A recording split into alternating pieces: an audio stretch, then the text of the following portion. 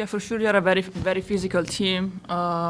They play a very good game, put us in trouble, but for sure we cannot rely only on our 3-point percentages. So for sure we gotta do better when teams are so physical with us. So for sure there is things to work on this aspect.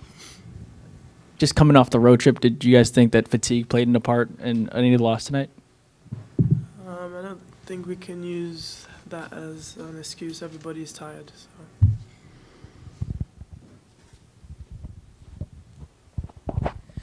In the first half, defensively, you guys were doing a really good job limiting the shooters, limiting Brittany and Brianna inside. And in the second half, they found some offensive rhythm. And I'm wondering if you guys saw they were doing something differently offensively or something you guys changed defensively that you felt like gave them opportunities to make open baskets. They obviously were being really aggressive, and that was their game plan, to score inside the paint. And we just needed to make that adjustment, and we didn't do it as well as we hoped we would.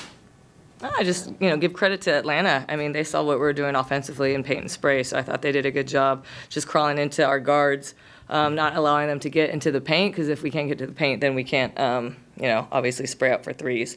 So I thought they did a good job defensively, but, I still thought, and I'm still going to vouch for Tip, though, when she, because she's so fast, a player like Tip and her speed, because she blows by so fast, but I think when she does get hit, and because she's going so fast, I do consider that. I think that's still a foul, and I just think it's, I'm going to try to look at it again in film, but I don't want to put that, she's so fast and then she's a little bit lighter, but if she's getting hit, she's getting hit. So I'm going to try to continue to vouch for her and fight for her because, those layups were key. Yeah. Natalie, you have any update on Eliana Rupert? I know she left the game in the third. She was smiling after the game, so she looked fine. But yeah, she looked fine. And in a game like this where, you guys are seeing some injuries, it's starting to slip away, do you have to think about, obviously you talk a lot about rest, but do you have to think about that as the fourth quarter kind of goes on?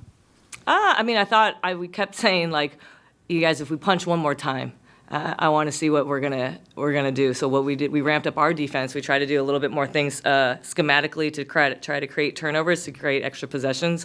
I thought we tried, and then sometimes it just slipped away, and then they got an offensive rebound. So it kind of crushes your soul a little bit when you try to be crafty and creative.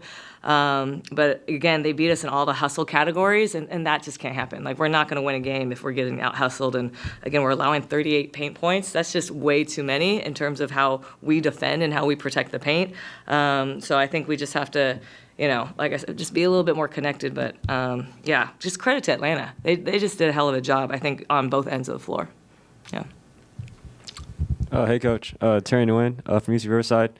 So you guys came off 4 back-to-back wins, and then now you guys lose to Atlanta, and then now you got 2 games back-to-back against Phoenix, and it's going to be 2 tough games coming up. So what's your message to the team to make sure that it doesn't get to a 2 or 3 game loss streak?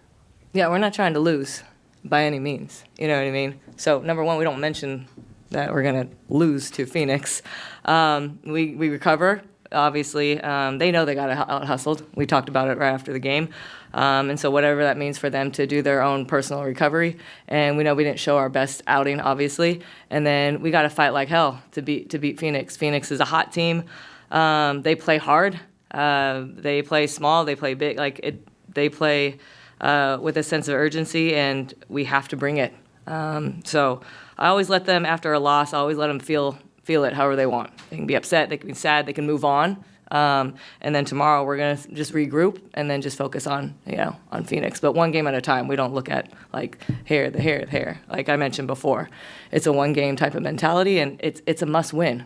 Again, we're not even, there's no X by we didn't clinch anything, right? So that's why I want to focus just solely on the next opponent.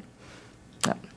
Natalie, obviously you lose Ileana early in the third, Veronica late in the third. Veronica came back, but just the defense in that second half was totally different. Was there something Atlanta did differently? Was there something you changed defensively? What changed on that side of the ball? Because first half you guys held them to 25, you're limiting all their players, and it just seemed like second half they found another rhythm. Yeah, well they turned it up a notch, and then obviously if we're losing Illy and Temi's in foul trouble, so if both of our bigs one is out and one's in foul trouble, then, I think LA is a great big, and she's active and she brings a different presence. But like now we're a little bit undersized, and so they are able to obviously, pick us apart a little bit undersized. So that's what you saw. Temi got in foul trouble, we had to take her out. Illy then went down, we had to take her out. But I love the fact that LA was fighting. And that's all I could ask for, at the end of the day, is a fight. And so, we know we didn't give our best effort tonight. Yeah, and we own it. Mentioning the effort and said lost some of those hustle plays. Why do you think that happens at this point in the season? Like, do you see anything specific for like lack of energy or coming off the road trip, or why do you think that happened tonight? If I was in their heads, did you ask the players that? They left pretty quickly. Oh, you didn't ask the players that? I mean, if I was in their head, I would love to know what they would say. But I'm always going to give credit. Like, we're always going to at least try. And so maybe it might have been, with 5 games, I think in like 9 days, But again, we try to say no excuses, and we try to pick each other up as best as we can.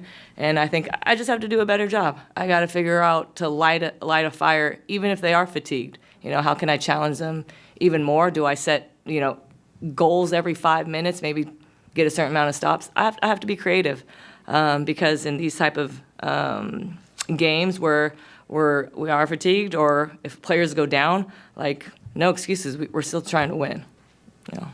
Last one. Hey, Natalie, I know you said you love to see your players fight. You certainly saw that from Kate tonight, and she had that 3 at the very end. Yeah. Will you talk a little bit about Kate's impact tonight and what you saw from her? Yeah, just Kate's always ready, ready to go, whether, she's coming off the bench first or second or third. Like, that's the best thing with Kate, is she's just so open-minded with the philosophy of coach, whatever you need, whenever you want me to come in. Like, she's the most coachable player. On top of I have all coachable players, but a player like that, when is going to bring a spark, going to bring energy, going to bring toughness, going to bring fight, going to bring communication. We're just really lucky that Kate will always fight no matter what, no matter the score. And I can put her on multiple people. I can put her on a 4, I can put her on a 2, I can put her on a 3. And then just her fearlessness, obviously, to shoot the ball. Whenever she's open, we want her to obviously let it fly.